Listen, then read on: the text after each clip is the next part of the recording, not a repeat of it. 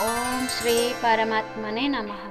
Guitar वैशिष्ट्य हेउचे सर्वसाधनार उदार भावपूर्ण हेबा, निष्काम भाव कर्म करवा, सर्वभूतरे ब्रह्म दृष्टि देखिबा, भगवान ठारे अनन्य शरणागति हेबा, भगवत सेवा, सर्वभूतरे हित साधन इत्यादि गीतार वैशिष्ट्य।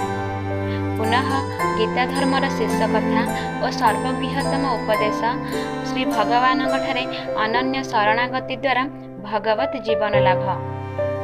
भगवान एठारे केवल अर्जुन को नुहे समस्त प्राणी मानक कहते जे तुमे मोठारे चित्त समाहित कर, मोर भक्त हुआ, मोर पूजा कर, मते नमस्कार कर, ताहेले मोर प्रसाद लब्ध ज्ञान द्वारा मते तुमे लाभ करिब।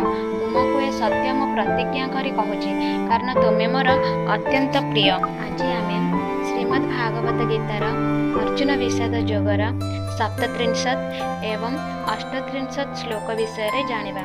तस्मान्नाहा वयं हन्तुं भ्राता राष्ट्रान् स्वबान्धवान् स्वजनं हि कथं कृत्वा सुखैनः स्याम माधवम्।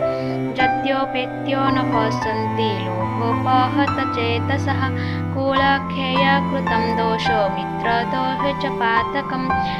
एही श्लोक दुईटर अर्थ हेउछि, हे माधव, निज बांधव दुर्योधनादि को मारिबा आम पक्षरे उचित हेब नाही, कारण निज कुटुंब लोकों को मारी आमे किपरि सुखी होई पारिबु। पुनः हे जनार्दन, एमाने जानि पारु नाहंती राज्य लोभ हेतु विवेक भ्रष्ट होई कुलक्षय जनित दोष और मित्र विरोधी जनित पातक को एमाने जानि पारु नाहंती। कुलक्षय घटेले दोष हुआ बोली आम्भे माने उत्तम रूपे जानी सुधा ताहा ही करबा उचित नुहे।